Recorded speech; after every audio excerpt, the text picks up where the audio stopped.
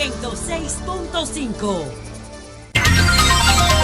Bueno, señores, aquí está el licenciado Pelegrín Castillo, uno de los pensadores de la política dominicana. No es solo el dirigente, el presidente de la Fuerza Nacional Progresista, sino vicepresidente, pero un hombre que conceptualiza, como dice el doctor Leonel Fernández. Entonces, no trato. Pelegrín. Y un estudioso de la política. Bueno, Dilo lo que tú quieres decir. Está bien. Pelegrín. Pelegrín. No, que se va para Haití rápidamente. Ustedes, la Fuerza Nacional Progresista, son uno de los aliados del expresidente Leonel Fernández. Incluso, pese a que el artículo 10 del reglamento de la Junta Central Electoral le impedía a ustedes en su convención proclamarle, ustedes le proclamaron como candidato presidencial. Ahora tenemos este debate de si será posible o no en términos jurídicos la candidatura del doctor Leonel Fernández, en términos jurídicos y constitucionales, que en términos políticos también ya es otra cosa. ¿Qué hacer, Pelegrín, ante este tranque que tenemos y cómo resolverlo? Bueno, ante todo, muchas gracias. Sí. Muy agradecido de la invitación y un saludo a los amigos radio oyentes y televidentes. Yo quiero hacer una reflexión preliminar. Aquí estamos presenciando una crisis del sistema político partidario electoral de República Dominicana, que amenaza con derrumbar el Estado y sus instituciones. Esto no es una simple diferencia de liderazgo en el partido de gobierno. Estamos hablando que es la culminación de un proceso de contradicciones que se vienen desarrollando en la sociedad dominicana, que se han venido exacerbando y que han colocado a República Dominicana en una situación muy delicada. Por tanto, lo que se vaya a decidir, hay que decidirlo con una visión de contexto, no solamente local, sino contexto general, porque esta crisis también se está dando en un gran Caribe que hoy por hoy está cargado de grandes contradicciones entre las grandes potencias mundiales y contradicciones a nivel continental. Entonces, es deber de las clases dirigentes dominicanas actuar con responsabilidad, con madurez y encontrar las salidas para evitar que esto se escale y que esas contradicciones del partido de gobierno, que es partido-estado, terminen generando una situación de ¿Cuál sería la salida? ¿Cuál sería la salida? Mira, desde el punto de vista jurídico siempre va a haber un argumento a favor o en contra. Recuérdate lo que decía Lenin, que si un teorema afectaba algún interés, iba a aparecer alguien dispuesto a refutarlo. En el campo jurídico y en el campo político pasa lo mismo. Argumentos jurídicos va a haber. Yo personalmente entiendo que hay base jurídica para sustentar esa candidatura de Leonel Fernández. Habrá quienes piensen lo contrario, pero... ¿Pero por qué usted entiende que sí, que hay base? Hay base constitucional, hay un primado de la Constitución, hay base convencional porque la Convención Interamericana de Derechos Humanos establece de manera limitativa los casos en que el legislador ordinario puede hacer restricciones al derecho a ser postulado por antecedentes que se han dado en el continente. Hay casos también en la base legal porque, aunque la intención original de dos leyes que se hicieron son leyes amarradas, amañadas, diseñadas para el proyecto de reelección, porque no nos perdamos. Aquí esas dos leyes y el mismo concepto de primaria se concibieron dentro de una sola estrategia, que era la reelección para el tercer periodo del presidente Medina. Lo que pasa es que los que concibieron eso parece que o alguien redactó el texto con confusión o dejó abierta una brecha, o la mala fe no paga y entonces no plasmaron realmente lo que pretendían. El punto es que eso en este contexto es secundario. Lo secundario es la razón política, que si es de carácter democrático, ante un sistema en crisis, debería facilitar la participación, no solamente del presidente Fernández, sino de muchos otros candidatos, porque no estamos hablando, aquí hay gente que habla del fenómeno del transfugismo, aquí no estamos hablando de un fenómeno incidental, de un fraccionamiento menor. Aquí estamos hablando de la división del partido de gobierno. Es un hecho histórico. Un partido que ha dominado este ciclo. Entonces, ¿cómo ajustamos el sistema? Dentro del sistema.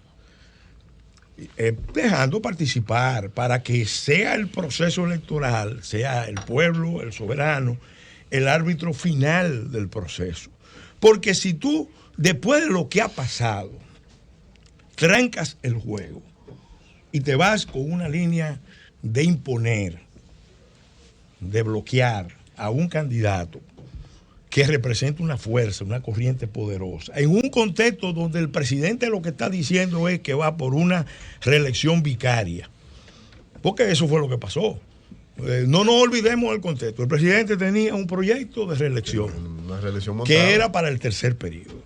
En América Latina, en este contexto, eso equivale a declarar gobierno autoritario o gobierno dictatorial.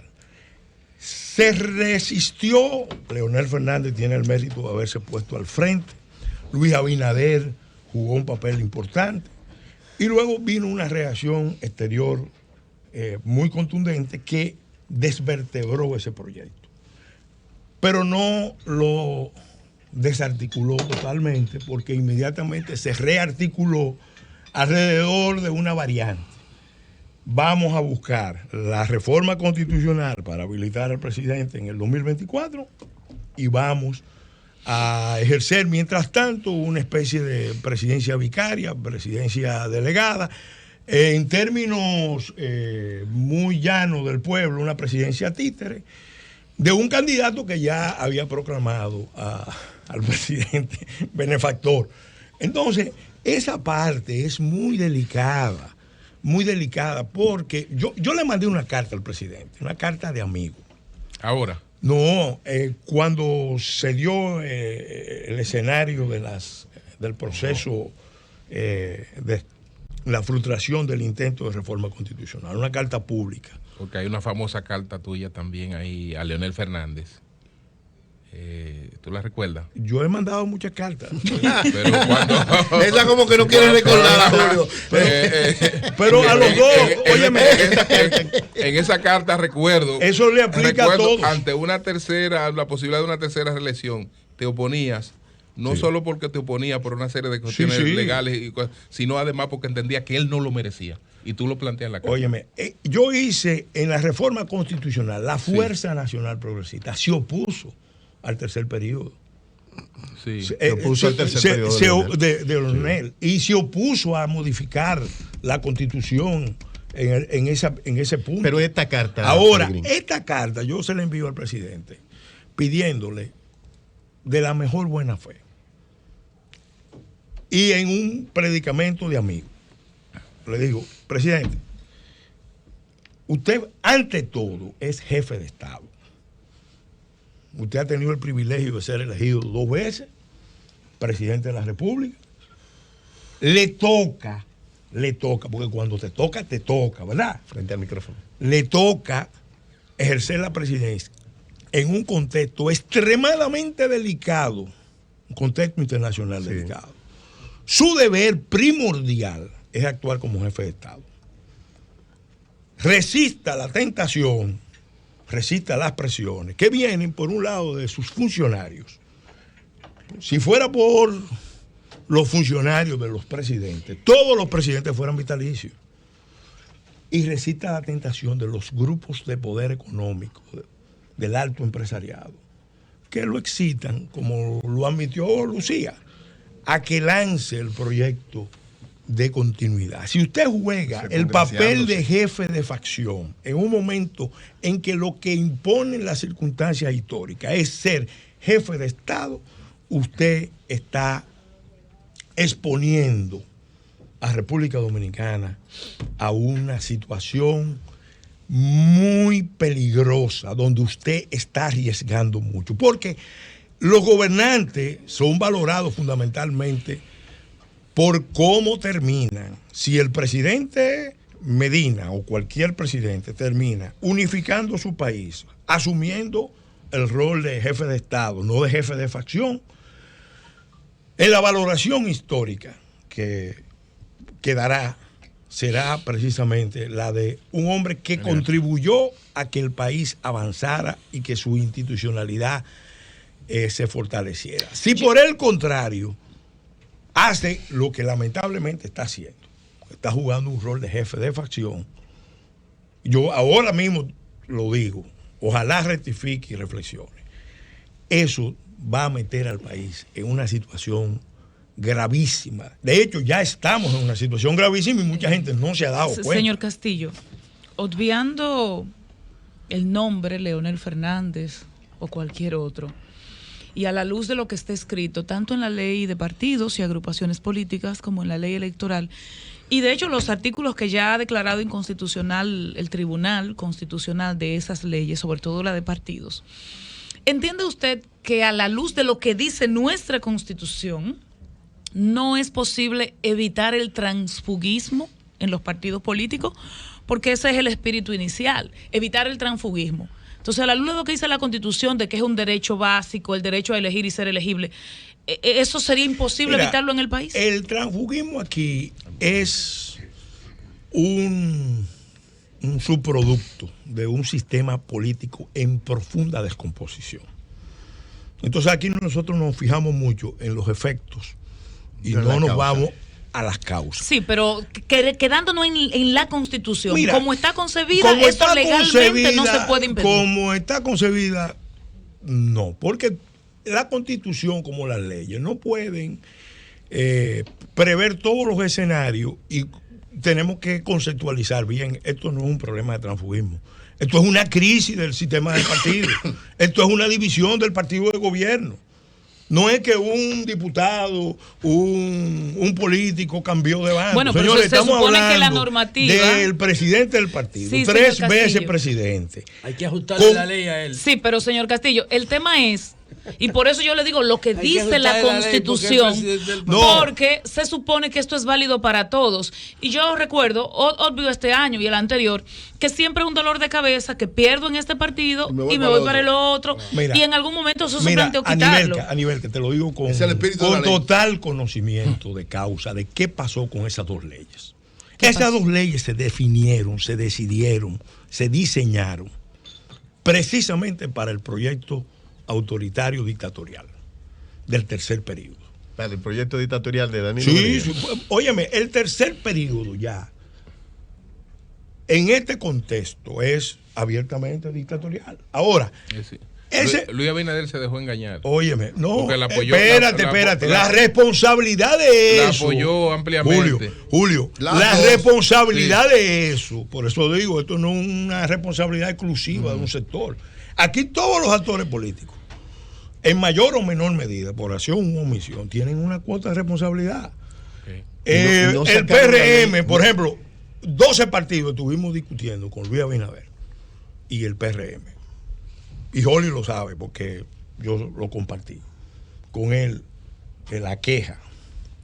Estuvimos discutiendo por un año entero definir realmente una propuesta de cambios que facilitara la participación, que facilitara el relanzamiento de la democracia en República Dominicana, que abaratara los costos de la política.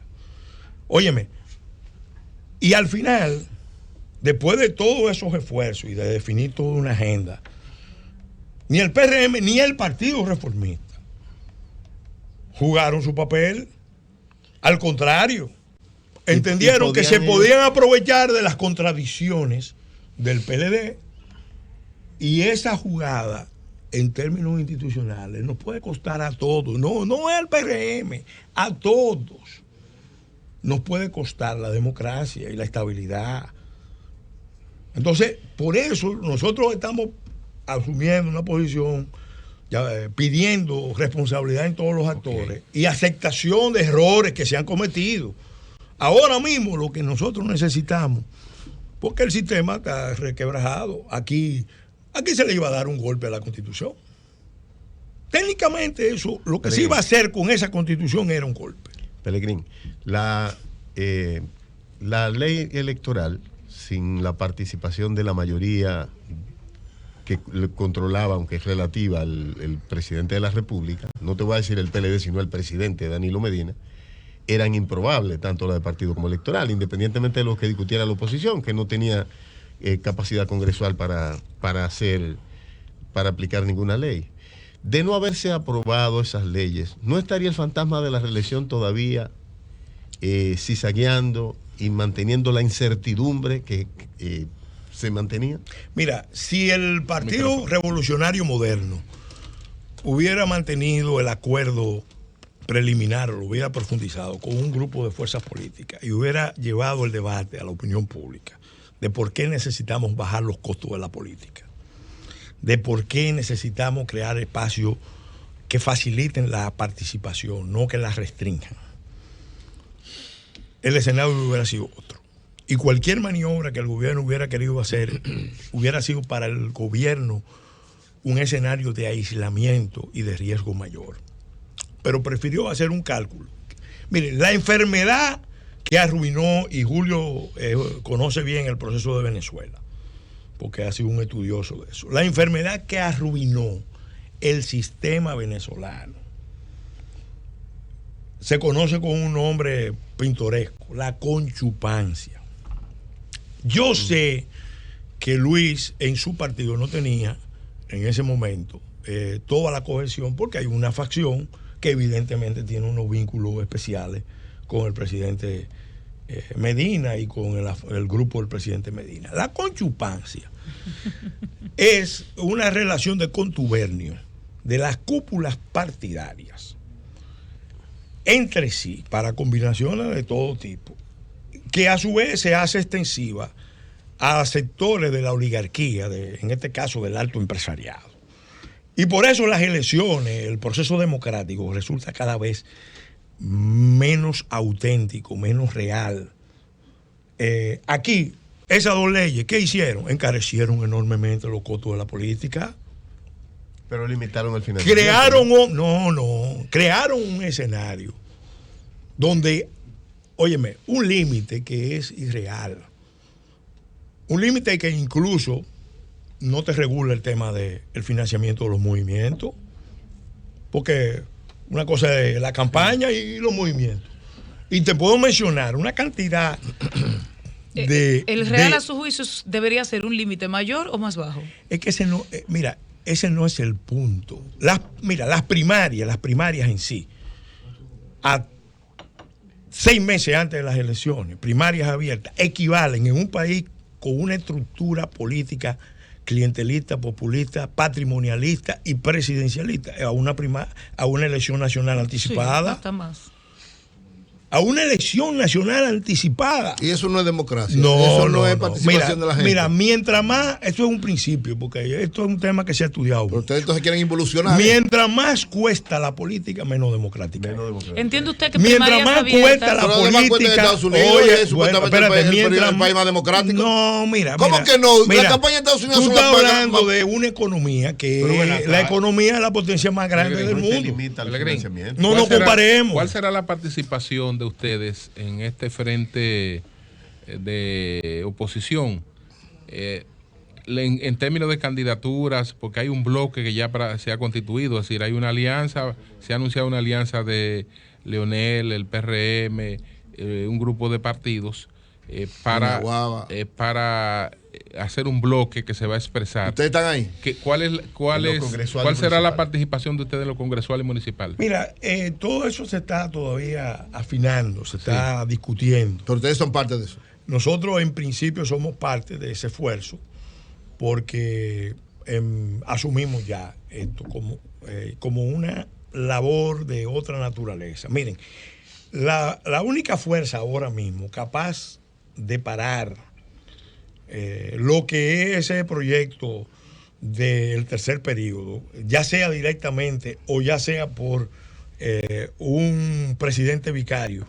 No voy a usar la palabra títeres, un presidente no la usa, pero bueno, vicario. Sí. Una palabra más clásica.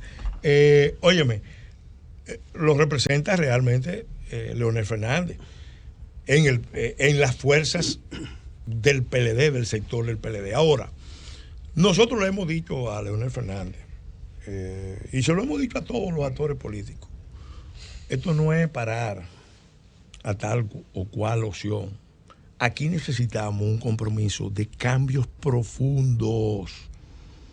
El presidente Fernández habló de revolución. Bueno, lo usó en un contexto específico.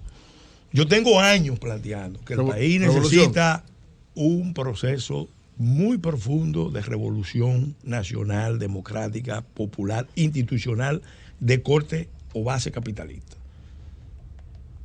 ¿Entiende usted que, disculpa, Eury?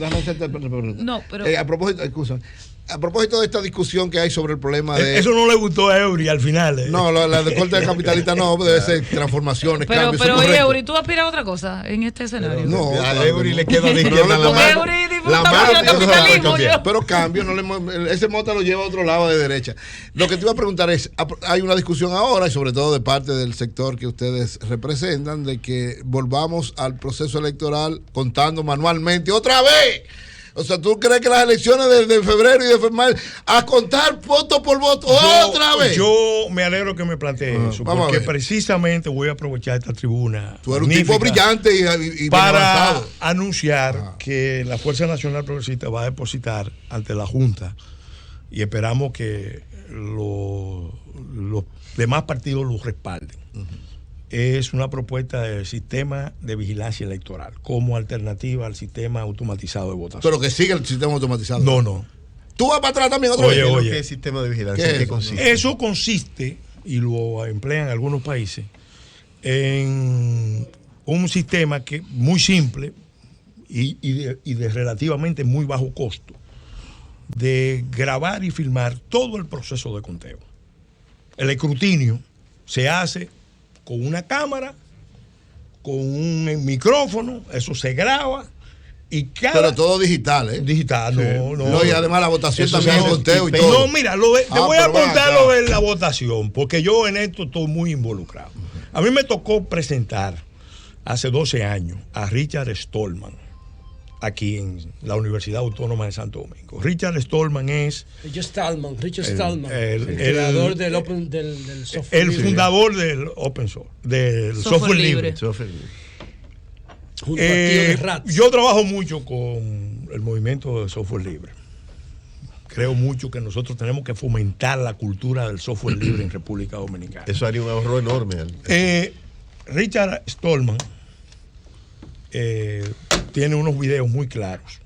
Yo se lo mandé a la Junta, se lo mandé al presidente Fernández, lo puse en manos de muchos actores. Pero ahora, en este proceso. En este proceso antes de la cuestión electoral, previo a, donde él dice claramente, el sistema automatizado de votación no se puede usar a menos que no se emplee al mismo tiempo un sistema de conteo simultáneo. Déjeme darle este dato que me pide la diputada Miriam Cabral, amiga suya, que le ofrezca este dato. Saludos, que le está escuchando como siempre, con mucha atención, pero dice, dígale a Pelegrín, mi gran amigo, que la discusión del artículo 124 de la Ley de Régimen Electoral número 1519 fue dirigida por el diputado Henry Merán, quien defendió, valoró y motivó. Ningún sector se opuso a ese artículo, ni mayoritario ni minoritario. El único que dijo algo contrario fue José La Luz,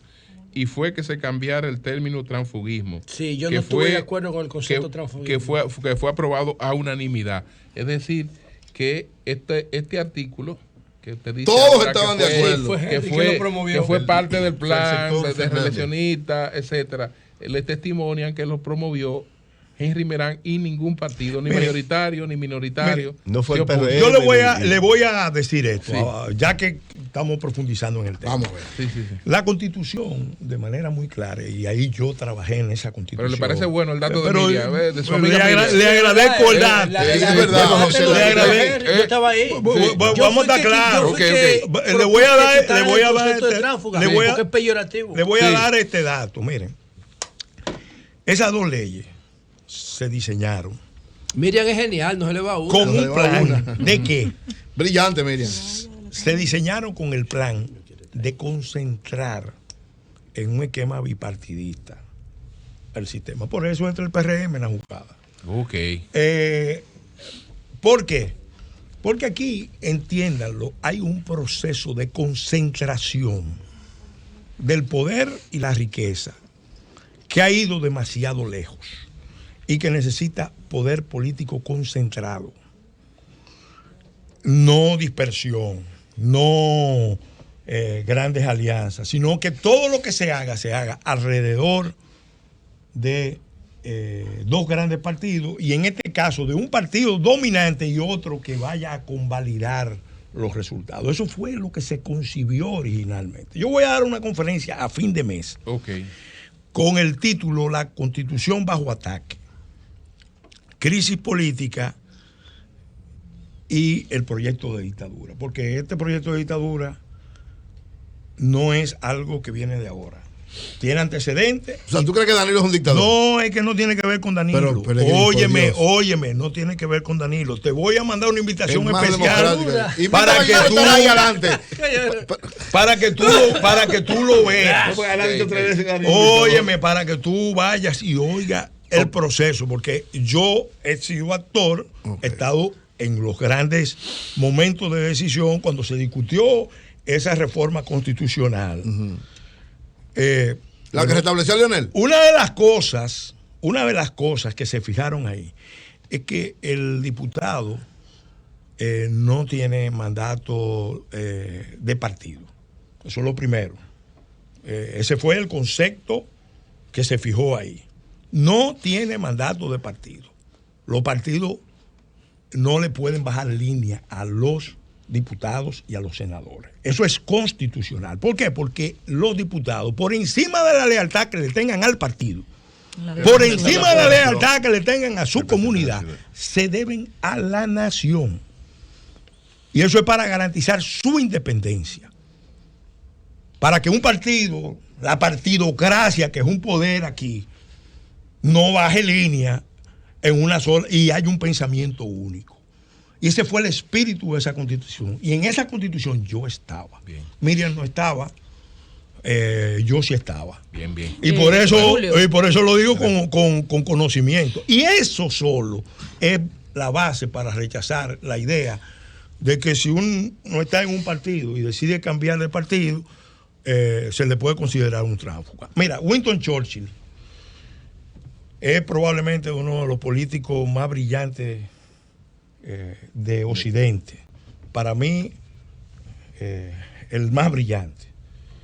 Jugó un papel extraordinario en la Primera y sobre todo en la Segunda Guerra Mundial. Y en el mundo... Él empezó siendo conservador porque el partido de su papá era el conservador. En un momento dado, él cambió al Partido Liberal.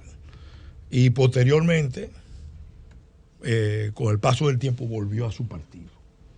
A él lo criticaban durísimamente. Él tenía una frase genial para manejar ese tipo de ataque. Él decía, para ser bueno hay que estar dispuesto a cambiar. Y para ser perfecto hay que estar dispuesto a cambiar muchas veces. El punto es que tú tienes que ver las motivaciones de los cambios de un político. Siempre habrá un político que cambie por un soborno, por un chantaje, por una presión que viene de un grupo económico. Bueno, eso es una posibilidad. Ahora, cuando tú ves que el fenómeno no es marginal, sino que es un problema estructural que afecta al partido que se convirtió, porque ¿cuál es la dialéctica de esta? Y ustedes que conocen bien el cambio que se operó en el PLD. Yo era aliado y viví esa experiencia.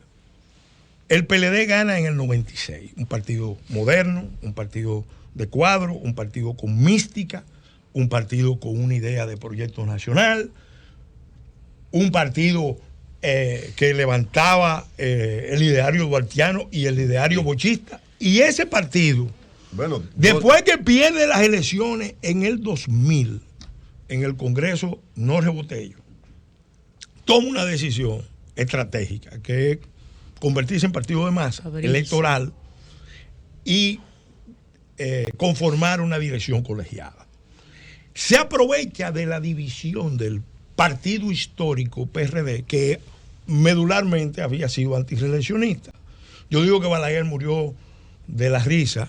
Si hacen una evaluación correctamente, pues se van a dar cuenta que Balaguer murió de la risa, porque murió entre la primera y la segunda lectura de la reforma constitucional, cuando le dijeron que el PRD había aprobado la reelección. Señor Pellegrín, a la luz de la reflexión, a la luz de la reflexión, pero usted... brevemente, mira, a partir de ahí empezó un proceso de fragmentación de la oposición, que era el PRD históricamente, y el PLD se aprovechó de eso y se convirtió en partido hegemónico y en partido Estado. Lo que pasa es que al no tener, y ustedes lo han dicho aquí muchas veces, al no tener una oposición fuerte, empezó las contradicciones internas a socavar al PLD como estructura. Y el gran pecado, y eso lo ha dicho José, y lo han dicho muchos otros PLDistas históricos, el gran pecado del PLD, de la dirección del comité político, del liderazgo del PLD en su conjunto, ha sido que del proyecto transformador original terminó siendo cooptado por un sistema clientelar, populista, patrimonialista y presidencialista. Ahora, los grandes beneficiarios de ese sistema, que saben que ese sistema está en crisis, ante la crisis del sistema, en vez de plantearse, vamos a hacer una transformación de verdad en este país. Bien. Lo que han hecho es apostar a concentrar el poder en manos del presidente. A la luz de su propia reflexión, y tomando en cuenta que la ley de partidos y agrupaciones políticas, después que pase todo esto, deberá ser reformada. Deberá ponerse acorde a sentencia del Constitucional y a la propia Constitución. ¿Entiende usted que en ese proceso debe desaparecer la opción de primarias abiertas? Mira, yo pienso que las primarias abiertas en este país, con el sistema político, porque en otros países puede funcionar, pero aquí, con el sistema político que tenemos, tú estás sencillamente duplicando los costos de la política. Aquí hay 3 grandes electores, ya. Entonces le dejaría la decisión a la militancia. El partido que tiene, el control del Estado se convierte en un gran elector, porque tienen los presupuestos públicos. Este año el presupuesto del Estado es 987,000, me corrige José, 987,000 millones de pesos. Ahora, el segundo gran elector, los grandes grupos económicos, que antes tenían una política que era, bueno, vamos a compartir entre todos los grupos. Disimulaban. ¿Qué es lo que hicieron? No. Ahora crearon un fondo unificado y ellos deciden quién va, quién no va, a quién impulsan. ¿Cómo así un fondo unificado? ¿Cómo que yo decía? Un fondo unificado. Los grandes grupos, no, mira, los grandes grupos económicos cada vez más tienen una estrategia unificada en función de sus intereses. Entonces tienen sus candidatos y demás. Sí, entonces, pero eso es por otro lado. La ley de régimen electoral no permite eso. Pero eso es una realidad. Okay. Eso es una realidad. El tercer elector. Y el tercer elector es uno que no se ve, pero que se siente mucho. ¿Cuál es? Y que en estos procesos electorales a nivel municipal se van a sentir con mucha fuerza. Yo personalmente no me gusta la idea de el voto. Mira, yo he sido beneficiario del voto preferencial, pero yo le voy a decir una cosa: el voto preferencial destripa a los partidos, lo destruye por dentro. Lo pone a competir. Porque los militantes de mérito, los que van a la política con vocación de hacer carrera política, no pueden competir. Entonces, ¿qué hacen los partidos? Que quieren competir y sacar votos. Buscan los elementos que tienen más recursos a nivel local. Al banquero. O son los banqueros o son los narcos. Y entonces ya eso plantea un problema estratégico al sistema político. Bueno, Pelegrín. Entonces, pensemos en el tema grande. Si Leonel no es aprobado, como parece ser, por ninguna de... y no puede ser candidato, ¿qué van a hacer ustedes? Mira, yo te voy a decir una cosa. ¿Qué van a hacer? Mira, Leonel Fernández no va a ser candidato. Tiene dos modelos ante sí. Él puede ser el Caldera. Si le permiten participar, él puede ser el Caldera y ganar. Entrar en competencia. Y después venga el Chávez. Y si no puede ser, el Uribe, que Uribe, el Tribunal Constitucional le prohibió ser candidato, pero él tiene suficiente liderazgo personal, autoridad. Entonces apoyaría y decidió, a Abinader apoyaría. No, él está en condiciones de decir, mire, yo voy a apoyar esta fórmula o voy a apoyar esta otra, pero lo cierto es que en primera o segunda vuelta la coalición que se va a formar va a decidir el curso muchas del gracias, proceso político. Muchas gracias a Pelegrín Castillo, vicepresidente de la Fuerza Nacional Progresista. Cambio y fuera.